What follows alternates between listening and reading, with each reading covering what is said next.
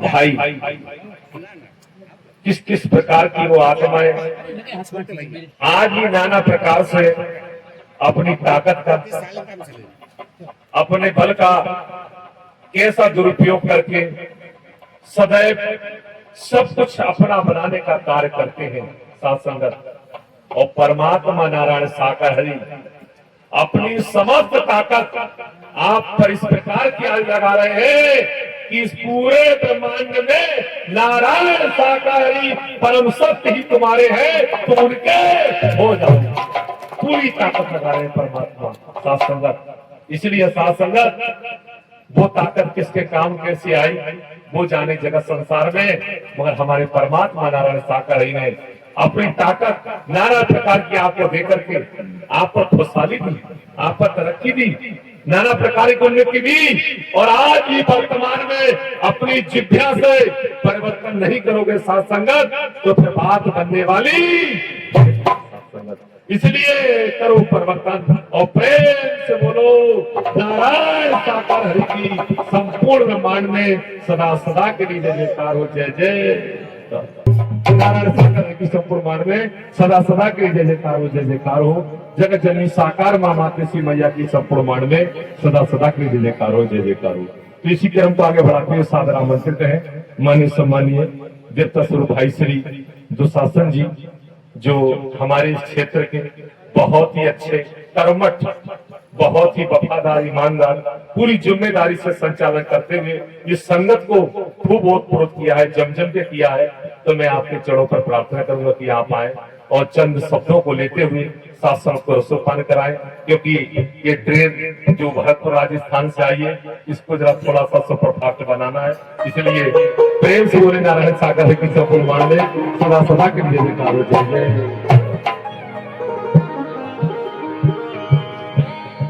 प्रेम से बोलना नारायण साकार हरि की संपूर्ण ब्रह्मांड में सदा सदा के लिए जय जयकार हो। जगत जननी साकार मातेश्वरी की संपूर्ण ब्रह्मांड में सदा सदा के लिए जय जयकार हो। प्यारी दुलारी साथ संगत, ये दर परमात्मा नारायण साकार हरि का है। यहाँ आने के बाद जो संचालक महोदय के द्वारा आमंत्रित करने पर अगर कोई ना आए तो ये भी बात ठीक नहीं है। लेकिन मैं आज नहीं पहले भी कह चुका हूं कि जिस जगह पर सत्य प्रभु परमात्मा जो अजन्मा है, अविनाशी है, न जन्मते हैं न मरते हैं, जो हमेशा कायम दान रहते हैं, संपूर्ण सृष्टि के रचयिता जिन्होंने धरती जल अग्नि सूरज चांद सितारे जी वायु आकाश की रचना रच के तैयार की, वही परम सत्ता समय परिस्थिति के आधार पर जब जब इस भूलोक पर, जब जब इस धरती पर अधर्म, अनीति, अत्याचार, पापाचार का बोलबाला बढ़ता है, मानवता टूटती है, बिखरती है,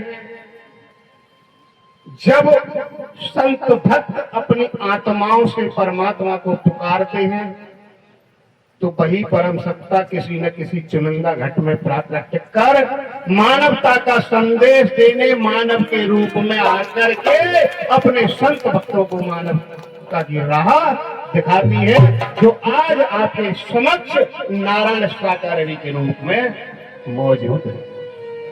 साथ संगत, जिस जगह पर उनके संत भक्तों का आगमन होता है, जहां उनका हरि गुणगान किया जाता है, जहां उनकी सत्यवर कथा सुनी और सुनाई जाती है, वो जगह भी पावन हो जाती है। जिस जगह पर चरण संत ऋषि मुनिवरों के, इन देवी स्वरूपाओं के, देवता स्वरूप के जहां चरण पड़ते हैं, वो धरती मां भी पावन हो जाती है। और जिस जगह पर ये दरबार लगता है, जहां सिंहासन लगता है, और इस सिंहासन के बराबर में खड़े होकर संचालन करता जो आपके सामने खड़े हुए हैं माननीय सम्मानीय पोतीराम जी, आपकी नजरों में आज जो क्या है वो आप जाने, लेकिन मैंने कई बार इनको देख के परख के ये रायपुर में भी माइक के माध्यम से घोषणा की थी कि इनके ऊपर, पोतीराम के ऊपर जो नारायण साकार हरि की कृपा हुई है वो शायद है किसी के ऊपर हो, क्योंकि यहाँ पर डंके की चोट बोलना, हर एग्जाम्पल से, हर तरीके के उदाहरण से जवाब देना, ये हर किसी के बस की बात नहीं है। चाहे वो कितना ही ज्ञानी है, विद्वानी है, चाहे वो 4 वेद 6 शास्त्र 18 पुराण का ज्ञानी है, लेकिन साथ संगत यहाँ ज्ञान नहीं, यह सदज्ञान काम में आता है। जिसके अंदर सदज्ञान है वही यहाँ जवाब दे सकता है, और संसारी ज्ञान वाला यहाँ जवाब दे ही नहीं सकता। ज्ञान में और सदज्ञान में अंतर क्या है ये भी मैं आपको बताऊं। ज्ञान संसार में रहते हुए काम आता है, और जहां आत्मा और परमात्मा की बात आती है तो वो ज्ञान आत्मा और परमात्मा से काफी दूर रहता है। ज्ञान कभी भी परमात्मा के चरणों में जाने नहीं देगा, क्योंकि ज्ञानी अपने अभिमान में डूब जाता है कि मुझसे बड़ा ज्ञानी कोई संसार में है ही नहीं, मुझे वहां जाने की कोई जरूरत नहीं है। साथ संगत, और जब सद्ज्ञान लगता है, जिसके अंदर सद्ज्ञान प्राप्त हो जाता है, और सद्ज्ञान मिलता कहाँ है? ज्ञान तो गुरुओं के पास मिल जाता है, वेद शास्त्रों से मिल जाता है साथ संगत, लेकिन सद्ज्ञान केवल सदगुरु की शरण में जाने से मिलता है, और ये संसार में कहीं दूसरी जगह नहीं मिलता। सदगुरु संसार में एक होते हैं और गुरु अनेक होते हैं। गुरुओं की कोई कमी नहीं होती है, लेकिन सदगुरु जो होते हैं वो पूरे ब्रह्मांड के मालिक होते हैं, आपके अंतर मन की जानने वाले। जो अभी कुछ देर पहले शब्द आ रहे थे, घट घट की जानने वाले, आपके अंतर मन की जानने वाले, आपकी भावनाओं को पहचानने वाले, आपके आने के मकसद को जानने वाले, आपके अंदर क्या चल रहा है वो पहचानने वाले, और आपके हर प्रश्न का उत्तर एक माइक के माध्यम से देने वाले, वही समय के रहवर, वही वक्त के मालिक नारायण साकार हरि, वही सदगुरु के रूप में आपको सद्ज्ञान देने आए हैं। और उनके जो शरणागत हो जाता है, जो समर्पण हो जाता है, अर्पण हो जाता है, वही उनसे कुछ ले पाता है। तो आज माननीय सम्मानीय पोतीराम जी ने यही तो किया है, अपने आप को समर्पण किया है। अब वो हमारे लिए बार बार उठा लेते हैं, ये मेरी समझ में नहीं आता। मैं क्या हूँ, मैं तो कुछ जानता नहीं हूँ। एक ये सूर्य के सामने अगर दीपक जलाकर रख दिया जाए तो क्या रोशनी देगा भैया? ये सूर्य आप इनके लिए तो, पोतीराम जी के लिए तो सूर्य का प्रकाश मिला हुआ है, और एक दीपक को बराबर में खड़ा कर दो, दीपक क्या रोशनी देगा? टिमटिमा के बुझ जाएगा और भाग जाएगा, है ना बात? देखिए, ये इस कार्य को करना हर किसी के बस की बात नहीं, ये बहुत बड़ी बात है। लेकिन आज मेरी एक बार पोतीराम भाई साहब से फोन पर बात हुई थी। मेरे अंदर जो कुछ बातें थी वो मैंने भाई साहब को सब बात बताई। भाई साहब ने मुझे समझाया, करीब 1 घंटे बात हुई मेरी। लेकिन आज मेरा मन नहीं मानना, मैं फिर भी कहूंगा उस बात के लिए, लेकिन कहने का मेरा तरीका है कि किसी के दिल को ठेस न पहुंचे। कहना तो उस हिसाब से चाहिए जो किसी के दिल को ठेस नहीं पहुंचनी चाहिए। तो भाई साहब ने मुझसे कहा कि भाई साहब आप चिंतित ना हो, जो करेगा सो भरेगा। एक ही शब्द में ब्रेक लग गया। पत्रकार महोदय, मैं जो कहना चाह रहा था, मैं एक ही शब्द में मेरी जुबान बंद हो गई। मुझे आगे कुछ कहने की जरूरत नहीं। ये सच्चाई भी है। कि करने करके क्यों डरे और क्यों करके पछताए, और बोया बीज बबूल का तो आम कहां से। इसलिए मैं उस बात को दोहराना भी नहीं चाहता। जब मेरा आपका आगमन सत्य के दरबार में हुआ है, तो देखिए जो छोटे छोटे नन्हे मुन्ने बच्चे मेरे आपके सबके हैं, जब हम आप स्कूल भेजते हैं, शिक्षा ग्रहण करने के लिए उन्हें स्कूल भेजते हैं कि ये कुछ सीखे और सही रास्ते पर चले। जब स्कूल में जाते हैं तो स्कूल में नाम लिखवाते हैं, तो वहां के जो अध्यापक हैं, मास्टर हैं, गुरुजन हैं, सबसे पहले अक्षर ज्ञान कराते हैं। अक्षर ही तो चलता है, सबसे पहले अक्षर ज्ञान, और अक्षर से अक्षर मिलकर तब शब्द बनता है। प्रेमी भाई साहब बड़े समझने वाली बात, सबसे पहले अक्षर ज्ञान, और एक अक्षर से दूसरे अक्षर को मिला दो तो बन गया शब्द, और शब्द और शब्दों को मिला दो तो पूरा एक मुहावरा बन गया, यानी एक वाक्य बन गया। और वाक्य और वाक्यों को बना के अगर तैयार कर दो, एक पाठ बन जाता है, एक कहानी बन जाती है, और कहानी के ऊपर उस पर पाठ का नाम पड़ जाता है कि ये अध्याय नंबर 1, इसका ये नाम हो गया।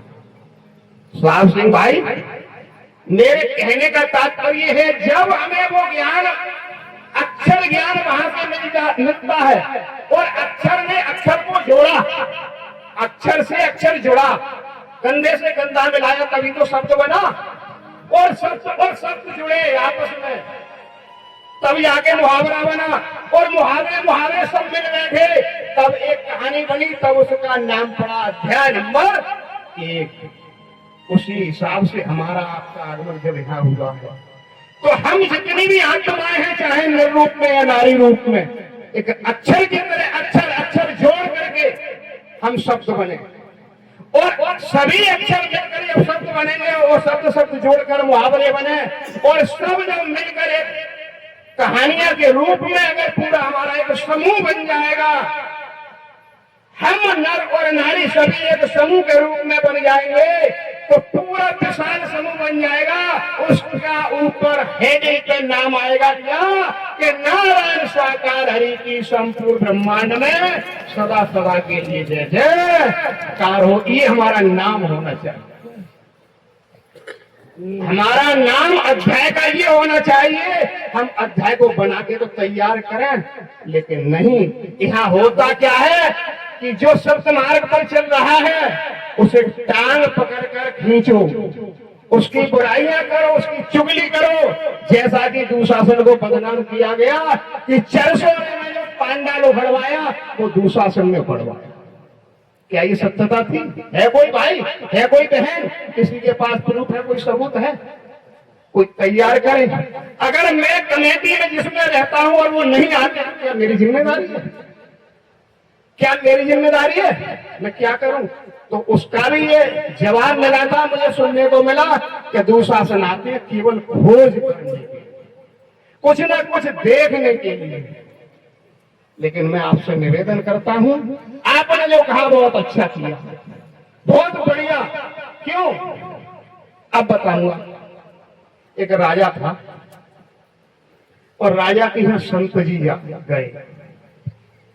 एक संत जी पहुंचे राजा के यहां, तो राजा के दरबार में आवाज लगाई कि भिक्षाम दे।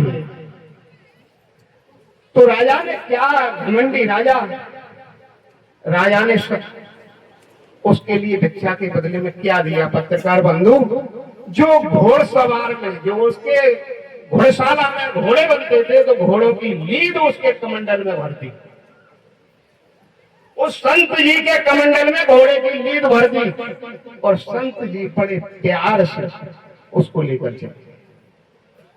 एक एक शब्द की जरूरत है। अभी हम ज्ञानचंद मौर्य जी और हम यही बता रहे थे यहाँ पर कि देखिए भाई साहब, जो मिलता है उस शब्द से मिलता है। शब्द की पकड़ जिसने कर ली, समझ लो उसने बहुत कुछ ले लिया। संत किसको कहते हैं? अभी मान्य सम्मान्य हमारे पोतीराम भाई साहब ने पहले ही दर्शा दिया है कि संत किसको कहते हैं। संत तिलक छापे से मतलब नहीं है। संत आवरण से मतलब नहीं, वेशभूषा से मतलब नहीं है, संत तो कोई बिरलाई होते हैं। तो संत जी बड़े प्यार से उस लीद को ले गए। हर महीने में एक बार आते थे, राजा हर बार उनके लिए वो लीद देते थे। संत जी जिस जंगल में, जिस वन में जहां उनकी कुटिया थी, उस कुटिया के पीछे उस लीद को इकट्ठा करते थे। मामूली संत नहीं थे, वो कोई फकीर थे। इन नारायण हरि की कृपा से वो लीद दिन दुगने बढ़ती रही और इतनी बढ़ गई कि वहां पूरा ढेर लग गया। समय गुजरता गया। वो राजा आने वाले समय में शिकार खेलते खेलते उसी वन में पहुंच गए और उनका घोड़ा उसी रास्ते पर चला गया जहां संत जी की कुटिया थी। कुटिया के पास जाकर के देखा राजा ने कि यहाँ घोड़े की लीद, यहाँ तो कोई घोड़ा भी नहीं है, लेकिन यहाँ घोड़े की लीद कहां से आई। संत जी बाहर निकले, उधर राजा की नजर संत जी पर पड़ी। राजा बोले संत जी से कि प्रभु, क्या आपके पास कोई घोड़ा पड़ता है? क्या नहीं राजा, मेरे पास तो कोई घोड़ा नहीं है। जब घोड़ा नहीं है तो आपके पास ये लीद कहां से आई? तो संत जी कहने लगे, राजन कुछ याद करो, ये वही लीद है जो आपने मुझे दक्षिणा में दी थी। जब मैं आपके घर मांगने गया था तो आपने मेरे कमंडल में भर दी, मैंने वही लीद इकट्ठी कर ली है राजन, ये वही लीद है। और ये मैं ब्याज में, इसका चक्रवृद्धि ब्याज है, कौन सा ब्याज है ये तो हरि जाने। और ये लीद सब आपके लिए ही तैयार हो रही है। ये लीद जो आपने मुझे खाने को दी, इस लीद के लिए आप ही खाएंगे राजा, समय आने पर। राजा चिंतित हो गए, गिड़गिड़ाने लगे। ज्ञान सद ज्ञान आ गया कि जो मैंने किया तो बहुत बड़ा पाप किया, बहुत बड़ा गुनाह किया। मैंने तो 4 कमंडल 6 कमंडल दी, लेकिन यहां तो बहुत बड़ा ढेर लग गया और ये कह रहे हैं कि मुझे खानी पड़ेगी। तो ये भी सत्य हो सकता है। पैरों में गिर गए, गिड़गिड़ाने लगे। राजन कहने लगे संत जी से कि प्रभु मुझे माफ कर दो, मुझसे बहुत बड़ा अपराध हुआ है, भूल हुई है, कोई उपाय बताओ जिससे कि मैं इससे मुक्ति पा जाऊं, छुटकारा पा जाऊं। उन्होंने कहा, राजा अगर आपके लिए अपनी भूल का प्रायश्चित है, आप अपनी गलती स्वीकार करते हैं, तो रास्ता तो है, उपाय है, लेकिन जितनी आपने दी है उतनी तो आपको खानी पड़ेगी। मूल का मूल तो आपको खाना पड़ेगा। राजा फिर जो है चरणों में गिर गए कि प्रभु मुझसे बहुत बड़ा अपराध हुआ है, मुझे और कोई उपाय बताइए, मुझे इसका उपाय बताओ, कोई और सरल रास्ता बताओ जिससे मैं इससे छूट जाऊं। जब गिड़गिड़ाने लगे संत जी को दया आई। संत जी ने कहा, ठीक है, आप एक काम कीजिए, आप अपने राजमहल में जाइए और आप राजमहल के एक कमरे में 2 चारपाई बिछाइए, 2 बिस्तर लगाइए। एक कमरे में 2 बिस्तर लगाओ और आप अपनी लड़की को लेकर के और उस कमरे में सो जाओ। लड़की अपने बिस्तर पर होगी, आप अपने बिस्तर पर होंगे, लेकिन कमरा एक ही होगा। और आप एक कमरे में जाकर के अपनी साफ नीयत से सो जाइए। संसार को जब ये पता चलेगा कि राजा एक कमरे में लड़की को लेकर सो रहा है, जो इस बात को कहेगा, जो जो इस बात को वो आपके लिए बुरा भला कहेगा, वो उतनी ही लीड यहाँ से कम होती चली जाएगी। वो आपके अंदर की बुराई सब उन्हीं लोगों पर चली जाएगी और आपका पाप कट जाएगा। साथ संगत, मेरे कहने का तात्पर्य यही था कि बिना विचारे जो करे सो पाछे पछताए। बिना विचार किए कोई बात मुख से नहीं निकालनी चाहिए। आपके पास प्रूफ होता, आपके पास कोई सबूत होता कि भाई पोथीराम भाई ने ऐसा किया, महेंद्र भैया ने ऐसा किया, साहब सिंह भैया ने ये गुनाह किया, तो आप उनके समक्ष आकर के कहीं ये बताइए तो वो अपने अंदर सुधार लाएं। उनके अंदर कोई गलती है तो वो सुधार है, लेकिन बिना गलती के किसी के ऊपर आरोप लगाना ये न्याय संगत नहीं। इस गिलानी की वजह से रायपुर कला में अभी 2 तारीख को नहीं पहुंच पाया, और जब भैया ने मुझे समझाया है, हालांकि बहुत अच्छे ढंग में, इनकी तो तारीफ कहां तक करूं, लेकिन उसका भी रिजल्ट ये निकला कि दुशासन जो है केवल यहाँ भेद ले गया। कौन सी डकैती पढ़ रही है मैं उसकी खोजना करने CBI बन के आता हूँ।